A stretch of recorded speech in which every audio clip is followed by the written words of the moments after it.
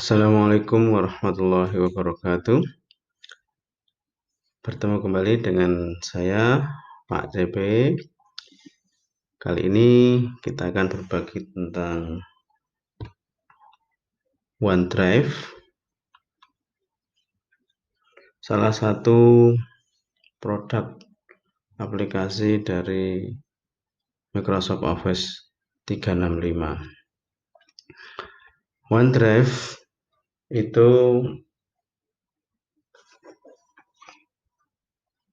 nama resminya adalah Microsoft OneDrive, yang sebelumnya SkyDrive, Windows Live SkyDrive, dan Windows Live Folders adalah cloud computing, layanan komputasi awan yang hampir mirip dengan Dropbox atau Google Drive, yang memungkinkan penggunanya untuk mengunggah dan mensinkronkan berkas ke suatu cloud computing atau penyimpanan awan dan kemudian mengaksesnya kembali melalui satu peramban web atau perangkat-perangkat tertentu. Apa kelebihan-kelebihan dari OneDrive dibanding dengan yang lain? Antara lain kelebihannya adalah ini, bisa mengolah data secara langsung dari browser karena sifatnya online, seperti Microsoft Office, ada Excel, ada Word, ada PowerPoint, dan yang lain-lainnya. Kemudian bisa mengatur sendiri tata letak daftar, tata letak UPIN, dan sebagainya, itu bisa kita atur. Yang ini tidak ada di cloud computing yang lainnya. Kemudian akses data dari perangkat apapun bisa kita pakai, dan karena ini sifatnya online, maka bisa berkolaborasi dalam satu proyek secara bersamaan dalam satu waktu. Kemudian juga kapasitas dari OneDrive ini unlimited. Baiklah, kita langsung demokan beberapa kelebihan-kelebihan dari Microsoft OneDrive atau OneDrive ini sebutannya.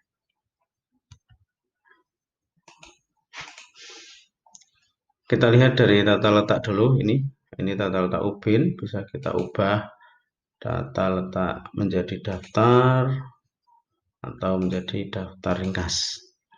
Ini kelebihan dari OneDrive yang pertama. Kemudian yang sangat-sangat penting ini Bapak Ibu, jadi dia mempunyai fitur dari kolaborasi Microsoft Office yang bisa dikerjakan bersama-sama. Mungkin sedikit demokan terkait dengan kelebihan ini. Misalnya kita akan membuat satu proyek bersama-sama dengan staf kita. Maka pada saat yang sama, jika dokumen ini kita bagikan, kita sharekan, misalkan proyek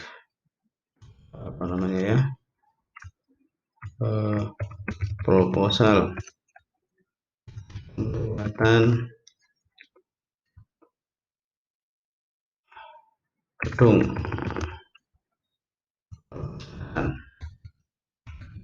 misalnya. Kemudian kita ingin bagian yang pertama, bagian yang A, dahuluan.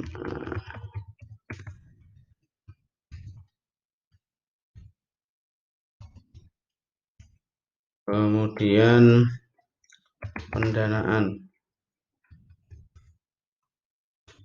Kemudian penutup misalnya saja. Masing-masing dari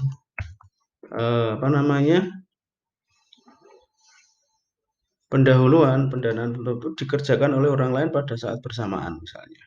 Ini dikerjakan si A, yang ini dikerjakan si B,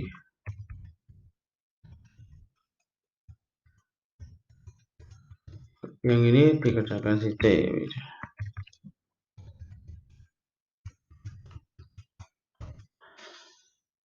Maka kita tinggal memberikan link, bagikan ini. Pilihannya ini siapa saja yang memiliki tautan dapat mengedit, atau pilihan yang lain hanya orang-orang tertentu. Silahkan bisa izinkan pengeditan, jangan lupa. Kemudian terapkan.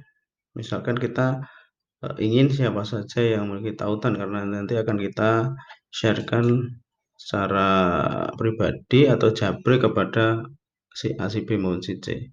Kemudian kirim tautan. Nah, sudah. Ini tautannya ini kemudian kita berikan kepada orang lain. Katakan misalkan saya punya teman namanya Rahayu. Nah, ini tadi sudah kita salin. Kemudian kita apa namanya? Kita sharekan di sini melalui WA. Nah, si A, si B, si C ini tinggal klik ini, bahkan di laptop atau di PC yang tidak ada Microsoft Office-nya, tidak terinstall, itu bisa langsung, karena ini sifatnya adalah online, jadi tidak memerlukan aplikasi yang diinstal di desktop, sehingga sangat memudahkan bagi kita untuk bekerja secara kolaborasi. Itu dan ini bisa menggunakan aplikasi Word, Excel, maupun PowerPoint, bahkan OneNote dan Forms, Microsoft Forms untuk Excel juga bisa. Kemudian berikutnya kita bisa minta file, misalnya ini ya. Misalnya saya ambil ini ijazah. Nah, ini ijazah. Ijazah ini adalah kumpulan file-file dari soft file ijazahnya siswa-siswa kelas 7 yang baru, misalnya saja. Maka kita bisa meminta file ini otomatis dengan klik ini. Begitu kita klik minta file, kemudian ada linknya. Nah, linknya ini nanti kita berikan kepada siapapun yang kita inginkan, atau kepada siswa-siswa kita, atau seperti dalam tutorial kami sebelumnya, kita bisa kolaborasikan dengan Microsoft Forms. Untuk pendataan, salah satunya adalah minta file. Nah, silahkan upload ijazah. Nah, kemudian linknya ini kita tempelkan di di Microsoft Form yang meminta ijazah tersebut. Maka otomatis nanti semua file-file akan masuk di sini.